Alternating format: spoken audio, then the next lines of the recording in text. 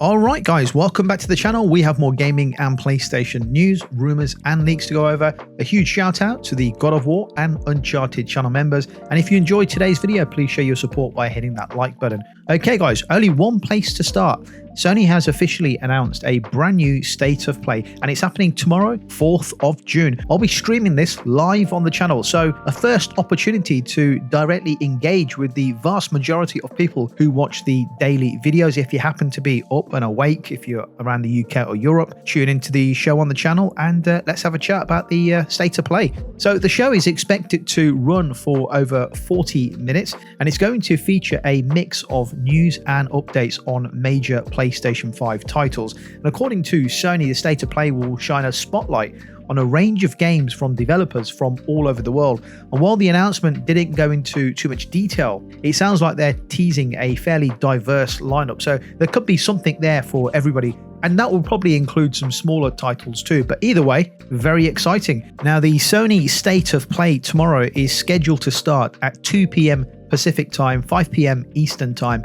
And here in the UK, 10 p.m. And if you're in mainland Europe, it's 11 p.m. So keep an eye on the channel and I'll put out a live stream schedule, probably to go live around 30 minutes or so before the State of Play kicks off. Now, what makes this event interesting is that it's dropping just before the Summer Game Fest kicks off. That means the State of Play is actually the first major game announcement event of the week. In a way, it's setting the stage for everything that's about to come over the next few days. So expectations are definitely going to be rising. So what games might we see during this presentation from Sony? Because there's been a lot of talk recently about Resident Evil 9, and I'll go into that game in more detail, but some people are thinking that Resident Evil 9 rumors coming out and the State of Play just being announced, that's not a coincidence, is it? Or is it? In the past, big Resident Evil titles like Resident Evil Village were first revealed during PlayStation events, so if Capcom is planning to show something off soon, this could be the moment. Another game to watch out for is Phantom Blade Zero. It's been floating around now for a little while with some stunning gameplay shown earlier this year, but the one thing we still haven't got is a release date. And there's a good chance we'll get more details, possibly even that long-awaited launch window for the game. Now, we should also remember that State of Plays don't always focus on big Sony first-party games. They also show smaller games, so expect some small titles, maybe expect some smaller third-party games too. Having said that, I think a lot of people are going to be hoping for a new trailer or gameplay, or both, from Ghost of Yotai, which is scheduled to drop this October. Even if it doesn't make a big appearance at the State of Play, we might get at least a small teaser or a heads up about maybe a separate showcase dedicated specifically for a Ghost of Yotai event. And of course, we could also get Saros, as it was promised by Sony PlayStation that we were going to be getting gameplay from Saros later this year. Maybe we'll get to see it tomorrow. At the end of the day, lots of people were calling for a Sony PlayStation event, and now we have one. So we should just enjoy another gaming event to look forward to. That's how I see it. These next few days are going to be brilliant. I don't know about you guys, but as someone who loves seeing new games, new gameplay trailers, new announcements, seeing what the devs and the studios are working on, it's why I love gaming. I don't care about the politics behind those games during these types of showcases. I just want to see good stuff. I want to see games, trailers, and gameplay. And I want to be hyped for that type of stuff. Let me know in the comments what you're hoping to see at the PlayStation State of Play tomorrow. Now, as I mentioned earlier about Resident Evil 9 possibly showing up, there's been a lot of speculation and excitement building around this game, and it looks like we might finally get a reveal very, very soon. According to a well-known gaming leaker who goes by the name of Aesthetic Gamer, who's also known on social media as Dusk Golem, he is Mr. Resident Evil. He's the guy to go to for all things RE. Now, prior to the Sony State of Play announcement, Resident Evil 9 was rumored to be revealed at this year's Summer Game Fest. However, with the State of Play announcement, now it looks like it could be appearing at PlayStation's event tomorrow. Dusk Golem goes on to say he's not calling it a sure thing just yet, but he does say he's about 95% confident that the reveal is going to happen. In a series of tweets, Aesthetic Gamer explained that while no one has directly told him that the game will be at the event, there is a noticeable buzz and excitement happening behind the scenes. According to him, there's been a lot of industry talk, the kind of stuff that usually happens right before a big game gets announced. He's seen this kind of stuff before, this kind of build-up. He's seen it happen before, especially with Resident Evil games. And he says that all signs are pointing to something major coming at the showcase. And here's the thing, right? Capcom is one of the official partners of the Summer Game Fest this year, and they've been noticeably quiet in the lead up to the event. But just recently, Capcom's Resident Evil social media accounts have started to get more active, posting more often and engaging with fans again, something they usually do when they're about to drop some big news. On top of that, Andy from Screamfire Germany, a source Aesthetic Gamer trusts, has also chipped in with some similar predictions. So when you combine all of the increased activity on social media, the whispers and rumors from reliable sources, and Capcom's confirmed presence at the event, it's starting to feel less like speculation and more like a countdown and a calculated assumption that they are going to be revealing something. There's also one more thing fans have noticed. Capcom recently released a video celebrating Resident Evil 4 Remake reaching over 10 million units sold. Some sharp-eyed fans believe there may have been a subtle tease in that video pointing towards the next chapter in the franchise. Now,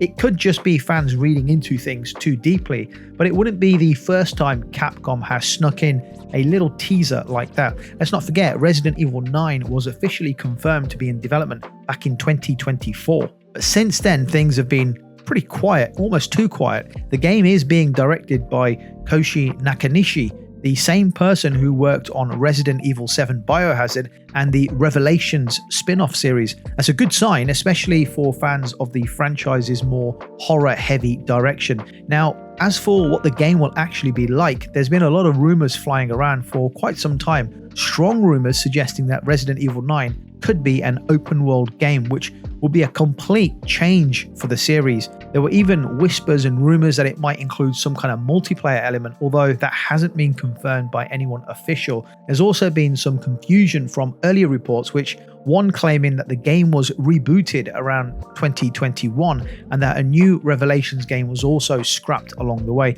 But one of the more solid rumors is that Leon S. Kennedy, who is a big fan favorite from the Resident Evil 4 game, will once again be the main protagonist. If true, this would be a major draw for longtime fans of the series. So yeah, while nothing's been confirmed yet, because it's all speculation, the stars really do seem to be aligning for a big reveal at either the PlayStation event or the Summer Game Fest. Either way, you're not going to have to wait long, right? PlayStation event tomorrow on Wednesday, and then a couple of days later on Friday, we've got the Summer Game Fest. Let me know in the comments on Resident Evil 9. Do you want it to change formula and go open world? Would that be interesting? Or do you prefer it to stick to what it's good at and follow its more traditional style game world? Are you hoping to see Leon back in action, or are you more interested in a new direction entirely for the next chapter in the series? Let me know your thoughts in the comments and let's move on. Cyberpunk 2077, which might be getting another patch soon, at least if the latest rumors are anything to go by. Some fans on the Cyberpunk subreddit have been digging through some new footage that appears to be from the upcoming Switch 2 version of the game.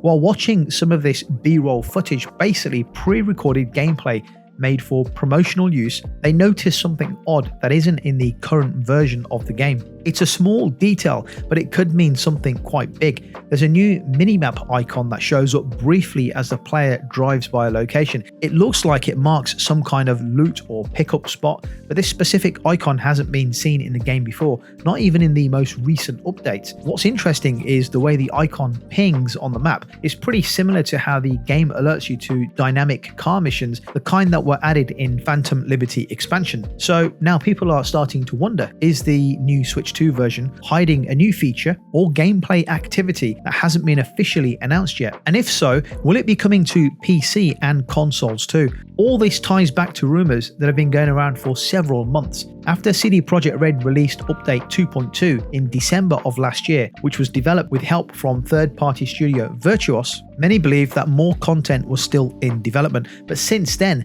things have been pretty quiet. Apart from some minor bug fixes released in January, it would actually make sense if a bigger update is being timed to release alongside the Switch 2. That way, the game gets a fresh round of attention on all platforms. Whether it's a sign of new missions, quality of life features, or just some minor tweaks, we'll have to wait and see. But let me know what you think in the comments. Is this just fans reading too much into the small icon, or could we really be getting another chance to jump back into Night City? Okay, The Witcher 4 just got an impressive tech demo. We got to see our first proper look at the game, and it's coming in the form of a tech demo during Unreal Fest, where the game developers show off what's possible with Unreal Engine. And the really surprising part, it's going to knock your socks off. This demo was running on a base PlayStation 5 console, not a PC, not a development kit, just regular hardware that's been out in the industry for 5 years. According to CD Projekt Red, the demo was hitting 60 frames per second with ray tracing enabled, which is a pretty big deal if you're familiar with how demanding those features can be. The visuals were impressive. We get to look at a town, some character dialogue, and a wide view of the open world environment. It all looked quite nice and polished, even though this was clearly an early version of the game built to highlight the tech more than the actual story or gameplay. Of course, just because the demo looked amazing doesn't mean the final game will run exactly like this when it launches. But still, the fact that it ran this well on a standard PlayStation 5 is a promising sign. It shows CD Projekt Red is aiming high with this game. They've even said that they want The Witcher 4 to be the most immersive RPG ever. That's a pretty bold goal, but based on the tech demo, they might just be able to pull this off. What do you think? Have you seen the Witcher 4 tech demo? What are your thoughts? I mean, can you imagine how good this game is going to look on the PlayStation 5 Pro? Goodness me. Wonders will never cease. Anyway, let's move on and talk about 007. So Project 007, the James Bond game from IO Interactive, we finally have a title. It's officially called 007 First Light, and the full reveal of the game is coming later this week at the Summer Game Fest. This project has been in the works since it was first announced back in 2020, and fans of both James Bond and stealth action games have been patiently waiting for news ever since. IO Interactive, if you don't know, is a team behind the modern Hitman games, and they've really earned a solid reputation for their attention to detail, stealth gameplay, and sandbox level design. Basically, if there's any studio that feels like a perfect match for a spy type game, making a James Bond game, for example, it's probably IO Interactive. And according to IO, First Light will tell an original origin story for James Bond. That means it's not based on any of the movies, and you won't be stepping into the shoes of Sean Connery, Daniel Craig, or any of the other previous Bond characters. Instead, this version of James Bond is brand new, and the game will follow him as he works to earn his 00 agent status for the very first time. It's a bit like an Origins movie, right? But instead, it's an Origins game, which all sounds very, very exciting.